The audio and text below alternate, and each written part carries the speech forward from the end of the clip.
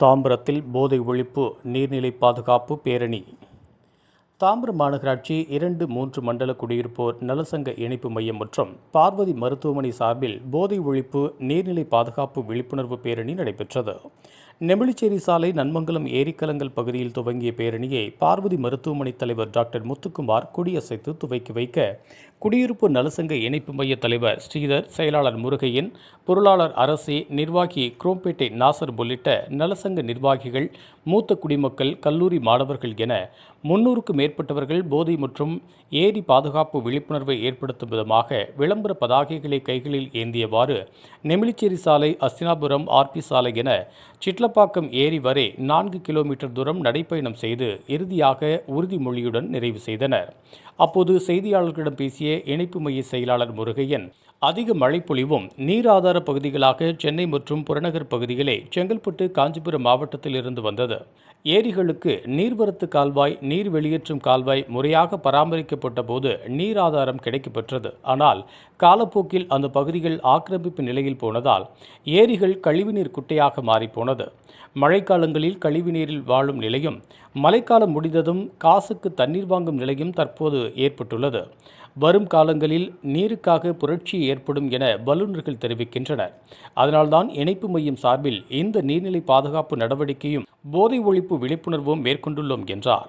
அதேபோல தாம்பரம் மாநகராட்சிக்கு உட்பட்ட இந்த நன்மங்கலம் உள்ளிட்ட பல்வேறு ஏரிகளில் கழிவுநீர் கலக்கப்படுவது வெளிப்படையாக நடைபெறுகிறது. இதற்கான புகாரை தாம்பரம் மாநகராட்சி ஆணையரிடம் பலமுறை புகார் கொடுக்கப்பட்டது. மாவட்ட ஆட்சியர், பொறுப்பாக உள்ள செங்கல்பட்டு ஆட்சியாளர் இதனை நேரில் கண்காணிக்க வேண்டும். தாம்பரம் மாநகராட்சி ஆணையரும் அதிகாரிகளை கொண்டு நடவடிக்கை எடுத்து முழுமையாக ஏரியில் கழிவுநீர் கலக்காதவாறு நடவடிக்கைகளை மேற்கொள்ள வேண்டும். பாதாள சாக்கடை திட்டத்தை முழுமைப்படுத்த வேண்டும். இதுதான் ஒரே தீர்வு என்றார். இதனைத் தொடர்ந்து பேசிய பார்வதி மருத்துவமனை தலைவர் டாக்டர் முத்துக்குமார் பேசுகையில், போதை பழக்கத்திற்கு ஒருவர் ஆளாக அவரின் ஆர்வம்தான் காரணம். தன் மீது நம்பிக்கை கொண்டு நிறுத்திவிடலாம் என எண்ணி முதல் முறை போதையை தொட்டவர்கள் பின்னால் அடிமையாகி பாதிக்கும் நிலை ஏற்படுகிறது. இதனால் முதல் முறை போதைப்பொருள் கிடைக்கும் போதே சே நோ டு ட்ரக்ஸ் என அவர்கள் சொல்ல வேண்டும். போதை பழக்கத்தால் சமுதாயமே சீரழியும் நிலைக்கு சென்று கொண்டுள்ளது. எனவே இதனை விழிப்புணர்வால் தான் மாற்ற முடியும் என பேசினார். அரசாங்கம் முக்கியமாக போதை பழக்கத்தை ஒழிப்பதற்காக நாம் இப்பொழுது இந்த நடைபயணம் ஆரம்பிக்கும் போதே பார்த்துக் கொண்டிருக்கின்றோம். இத்தனை தண்ணி லாரிகள் போய் கொண்டிருக்கிறது. இதற்கெல்லாம் காரணமாக இருக்கும் ஏரிகள், வற்றிய ஏரிகளை, நீர்நிலைகளை மீண்டும் டிஸ்டர்ப் பண்ணாதீங்க சார். இந்த ஒரு நடைபயணம், இந்த முயற்சிக்கு வாழ்த்துக்கள். இந்த அரிய வாய்ப்பிற்கு பார்வதி மருத்துவமனைக்காக ஒரு நல்ல வாய்ப்பை நன்றி. நான் வர ஆசைப்பட்டது எதற்காக என்றால், நீர்நிலைகள் கெட்டு போயிருக்கும் நேரத்தில் பல நல்ல மனிதர்களை பார்க்க வேண்டும் என்று நினைத்தேன். அதன் காரணமாகவே இங்கு வந்தேன். வந்த பின் தெரிகிறது, இத்தனை நல்ல உள்ளங்கள் இங்கே இருக்கின்றார்கள். இந்த மாதிரி ஒரு சூழ்நிலை உருவாக்கிய ஃபெடரேஷனுக்கு மிக்க நன்றி. அண்ட் என்னுடைய ஒரு வேண்டுகோள் என்னவென்றால், இந்த மாணவர்கள் இன்னும் வரவில்லை, வந்துட்டாங்களா? வந்து கொண்டே இருக்கிறார்கள். என்னுடைய வேண்டுகோள் என்னவென்றால், இந்த நீர்நிலைகள் பல அங்கமாக நிறைய பேர் தனித்தனியாக செயல்பட்டுக் கொண்டிருப்பதாக எனக்கு தெரிகிறது. அனைவரும் சேர்ந்து ஒன்றாக அத்தனை நீர்நிலைகளையும் ஒரு கணக்கிட்டு அனைத்து சங்கங்களும், அனைத்து போராளிகளும் ஒன்றிணைந்து மீண்டும் இந்த நீர்நிலைகளை பழைய நிலைமைக்கு, அல்லது அட்லீஸ்ட் ஒரு 20 வருடத்திற்கு முன்னாடி இருந்த மாதிரி கொண்டு வர முடியும் என்றால் அதுவே ஒரு பெரிய வெற்றியாக இருக்கும். அதற்கு இந்த போராட்டம் அல்லது இந்த நடைபயணம் ஒரு விழிப்புணர்வு நடைபயணம் நிச்சயமாக வழிவகுக்கும் என்று நம்புகிறேன்.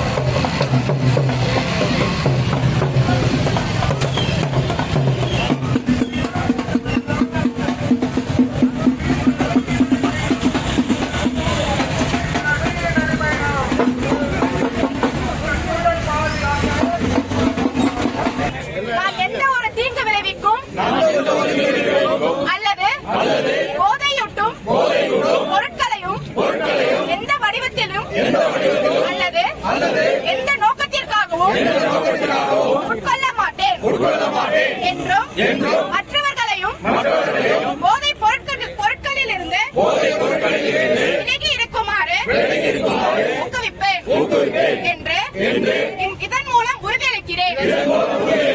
போதைப் பொருட்கள் இல்லாத இந்தியாவை உருவாக்குவதில் தீவிர பங்களிப்பை செய்யவும் எனது குடும்பத்தினர், நண்பர்கள், உறவினர், அண்டை வீட்டார் மற்றும் நான் தொடர்பு கொள்ளும் ஒவ்வொரு நபருக்கும்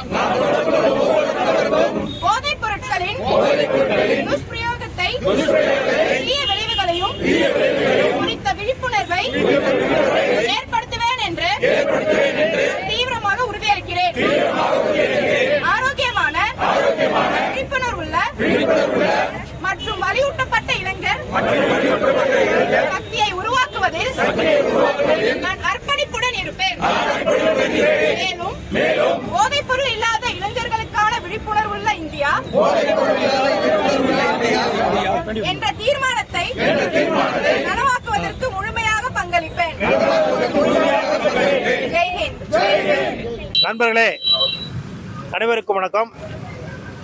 இந்த பேரணியை முன்னெடுப்பதற்கு உந்துதலாக இருந்தவர் நமது சிட்லப்பாக்கம் ஆய்வாளர் திரு சிவகுமார் அவர்களை நாங்கள் மரியாதை நிமித்தமாக சந்திக்க சென்ற போது இதுவான விழிப்புணர்வு ஒன்று பேரணி நடத்தினால் சரியாக இருக்குமே, பயனுள்ளதாக இருக்குமே என்று கூறினார்கள். அதை ஏற்றுக்கொண்டு இணைப்பு மையம் சார்பிலே பார்வதி மருத்துவமனை இணைப்பு மையம் மற்றும் சிட்லப்பாக்கம் இப்படி பல்வேறு குழுக்களை ஒருங்கிணைத்து இந்த போதை விழிப்புணர்வு பேரணியை ஏற்பாடு செய்திருக்கிறோம்.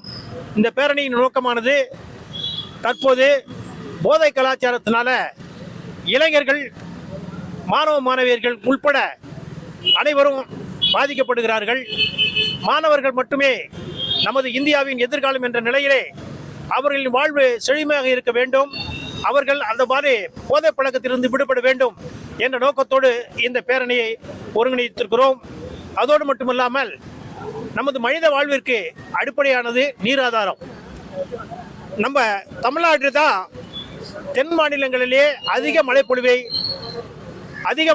பெறுகிறது. அதிக மழைப்பொழிவை பொழிந்தாலும் கூட அதை பாதுகாப்பதற்கு, சேமித்து வைப்பதற்கு தமிழ்நாட்டில் அதிக ஏரிகள் இருந்தன. செங்கல்பட்டு மாவட்டமானது தமிழ்நாட்டிலே ஏரிகள் நிறைந்த மாவட்டம். இந்த ஏரிகளை இணைப்பதற்கு நீர் வரத்து கால்வாய், நீர் வெளியேற்றும் கால்வாய் போன்றவைகளால் அனைத்தும் இணைக்கப்பட்டிருந்தன. அப்படி இணைக்கப்பட்டிருக்கும் பொழுது நமக்கு நீர், ஒரு ஏரி நிறைந்தால் மற்றொரு ஏரிக்கு நீர் சென்று அந்த ஏரி நிரம்புவதற்கு வசதியாக இருந்தது. தற்போது நீர்நிலைகள் அனைத்தும் எந்த நிலையில் இருக்கிறது என்பதை நாம் அனைவரும் அறிவோம். அந்த நீர்நிலைகள் காப்பாற்றப்படுவதற்கு மாநில பசுமை தீர்ப்பாயம், மத்திய பசுமை தீர்ப்பாயம், உயர்நீதிமன்றம், உச்சநீதிமன்ற அமர்வு அனைத்தும் பல்வேறு தீர்ப்புகளை வழங்கியிருக்கிறார்கள், அறிவுறுத்தியிருக்கிறார்கள். அதன் அடிப்படையிலே 2007ஆம் ஆண்டு தமிழ்நாடு அரசு ஒரு வழிகாட்டுதல்களை பிறப்பித்திருக்கிறது. அந்த வழிகாட்டுதல்களை பின்பற்றினாலே ஏரிகள் அனைத்தும் பாதுகாக்கப்படும். அவைகள் பின்பற்றப்படாத காரணத்தினாலே இப்பொழுது மழைக்காலங்களில் மக்கள் எல்லாம் கழிவுநீர் கலந்த தண்ணீரில் வாழ்வதும், மழை முடிந்த பிறகு ஜனவரி மாதம் முதல் வருஷத்தில் 6 மாதம் காசுக்கு தண்ணி வாங்கக்கூடிய ஒரு துர்பாக்கிய நிலையில் நம்ம எல்லாம் வாழ்ந்துகிட்டு இருக்கோம். இந்த நிலையை போக்க வேண்டும் என்று சொன்னால் நீர்நிலைகள் பாதுகாக்கப்பட வேண்டும். இப்போது ஒரு ஆராய்ச்சி என்ன சொல்கிறது என்றால், கூடிய விரைவிலே நீர் தேவைக்காக மட்டும் மாபெரும் புரட்சி வரப்போகிறது என்று கூறியிருக்கிறார்கள். இது நமது மானுட சமுதாயத்திற்கு மிகப்பெரிய பாதிப்பை உருவாக்கப் போகிறது. இதை உணர்ந்து உரியவர்கள் ஏரிகளை முழுமையாக பாதுகாப்பதற்கான நடவடிக்கை எடுக்க வேண்டும் என்ற வேண்டுகோளை நாம் இப்போது இந்த பேரணியின் மூலம் வைக்கின்றோம். இந்த கழிவு நீரும் இந்த வெளியேற்றப்படுற நீரும் சுத்திகரிக்காம அதுக்கு நீங்க கட்டணம் அதாவது ஏரிகளை கழிவுநீர் கலப்பதற்கு நாங்கள் பலமுறை கடிதங்கள் கொடுத்திருக்கிறோம், பலமுறை நேரில் சந்தித்து வலியுறுத்தி இருக்கிறோம். இது தாம்பரம் மாநகராட்சியை. இரண்டாவது பார்த்தீங்கன்னு சொன்னா, மாவட்ட ஆட்சியர் மாவட்ட நிர்வாகத்திற்கு பொறுப்பாவார். அவர்கள் அனைத்து அமைப்புகளையும் ஒருங்கிணைத்து அதுக்கு வேண்டிய நடவடிக்கை எடுக்க வேண்டும். அதே போல தாம்பரம் மாநகராட்சி பகுதிகளிலே இருக்கும் அத்தனை நிர்வாகங்களை ஒருங்கிணைத்து மக்கள் வாழ்வு பாதிக்காத அளவிற்கு நடவடிக்கை எடுக்க வேண்டியது மாநகராட்சி ஆணையரின் பொறுப்பு.